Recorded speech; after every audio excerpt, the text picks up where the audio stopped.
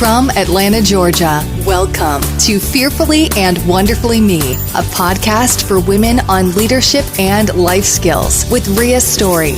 Rhea shares powerful life and leadership principles, helping you maximize your potential and become the woman God created you to be.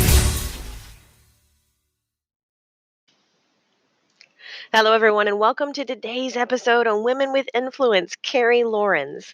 I'm excited about today's episode. Well, I get excited about most episodes, or all episodes, as you know, but I really love doing these episodes on women with influence because I think there is so much that we can learn from women who've been successful at leading first themselves and then learning to influence others. And so I love to pick out the lessons and the leadership lessons that we can learn from and apply those to our own situation and our own lives. And I think Carey Lohrenz has some really important ones that I want to pull out today and touch on. So excited to be talking about her. Carey Lohrenz, if you're not familiar with her, she was the first female F-14 Tomcat Fighter Pilot. And after her service, she wrote a book called Fearless Leadership. And, really, when I read her book, there were some great leadership nuggets in there and quotes and good things like that. But, I love the concept of fearless leadership because leadership definitely takes courage. Now, you may have heard me say before, my definition of fearless isn't not having fear. It's having fear and yet staring it in the face and acting anyway, acting with courage. That's what courage is.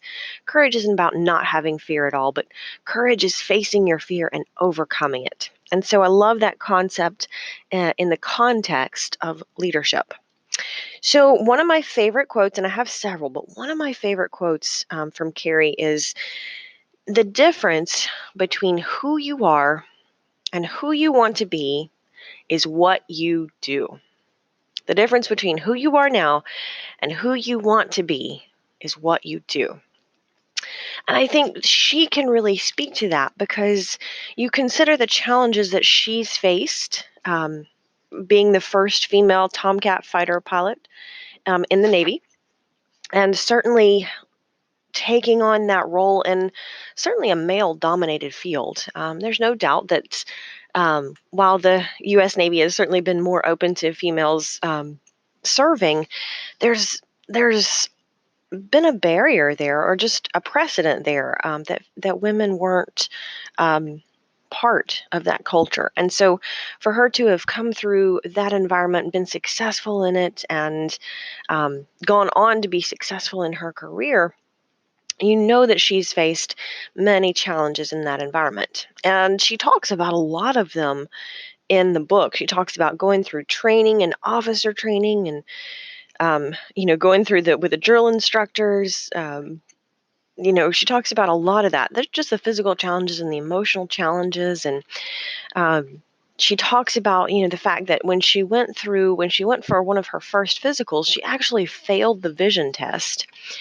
And she didn't realize that, the vision test was done at the very end of the day, and she'd been through, so many tests and all through and challenges just all throughout the day in the physical test. And the vision test was at the very end of the day, and she actually failed it because she was dehydrated, and it was such a sensitive test. And so then she really had to work because she knew there wasn't a problem with her vision. But when she failed the test, she had the big, red reject on her file for fighter pilot. But that's what she wanted to do. She was so passionate about it. And so she wasn't going to take no for an answer. And so she had to keep trying and keep asking and saying, let me take the test again. Let me take the test again. Because once she realized that, the simple fact that she was dehydrated affected her vision, she knew what the problem had been. And so, she talks about a lot of those challenges in the book, and she ties them to some leadership lessons, and particularly corporate leadership. But what I wanted to share with you, Carey has 3 leadership traits that she talks about in her book. She calls them her fearless leadership traits. And the first one is courage. The next one is integrity. And the third one is tenacity. And there again, she's certainly in a position to talk about tenacity all throughout her career. But I think the best example of how she has lived having tenacity in her life comes from a story before she ever even thought about entering the service. And I didn't know about this about Carey until I read her book, but this was a pretty interesting concept or an interesting story about tenacity.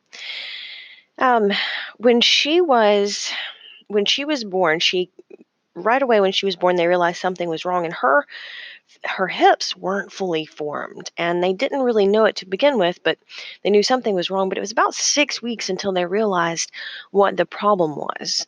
That just in the womb, her hips never properly formed.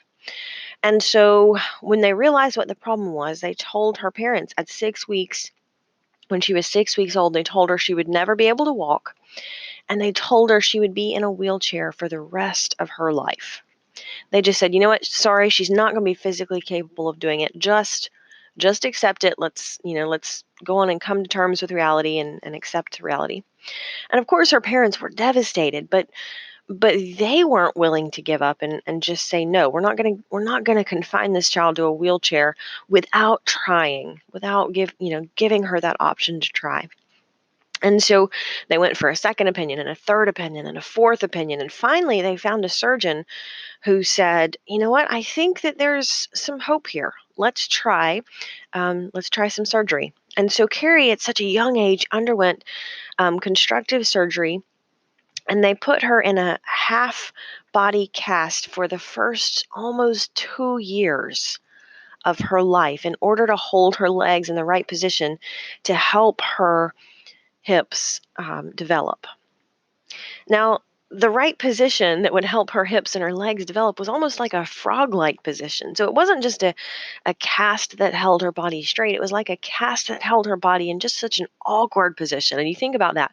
Think about that as a parent, how awkward it would be to have to care for a child who's wearing that full body cast. And, changing a diaper in that cast is challenging. But carrying a child around who's wearing a cast like that is challenging. Putting them in a car, there's so many challenges, and yet her parents were faced with that, and they were willing to go through it in order to give her that opportunity just to walk.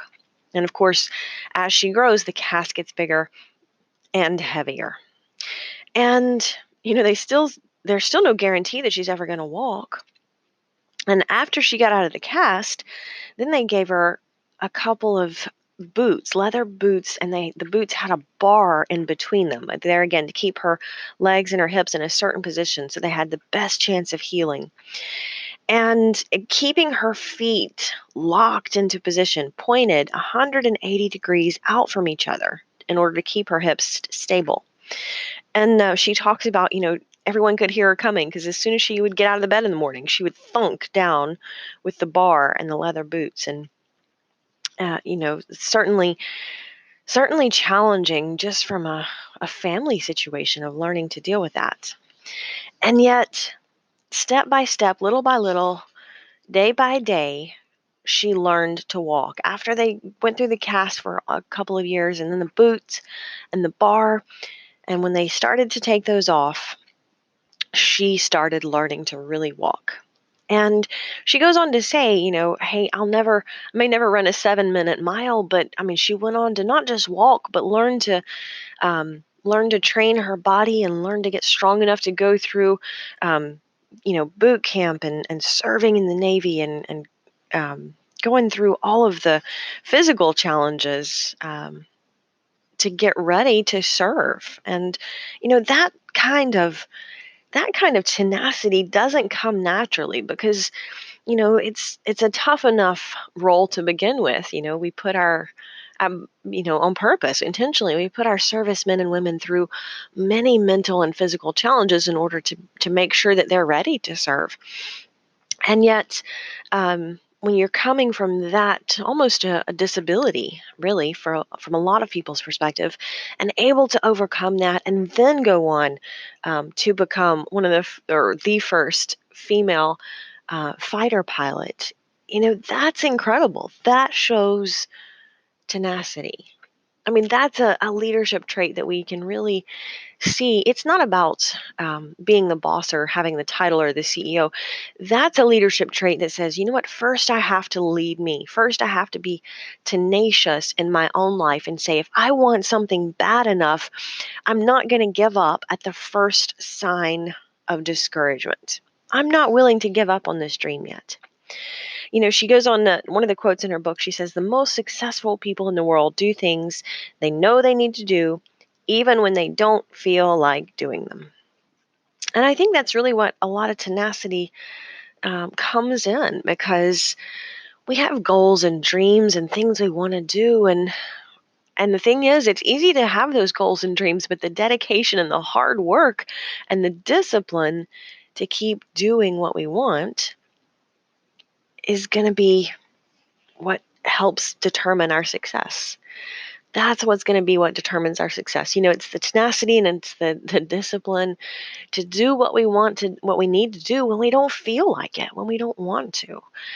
And, you can probably think back over your life, and there have been times, maybe it was studying for your degree, and you're like, man, I don't want to study for this test. I don't want to turn in this paper or work on this essay. And yet, in order to be successful, you've probably already had times in life when you had to be tenacious. And so right there again, it's just learning those lessons, leadership lessons of first influencing ourselves. And then that increases our influence with others. And that's certainly what Carey has done. She learned to be tenacious in her own life at a very, very young age, and that served her well in the challenges that she faced in the Navy and learning to overcome that. And now she's influencing others.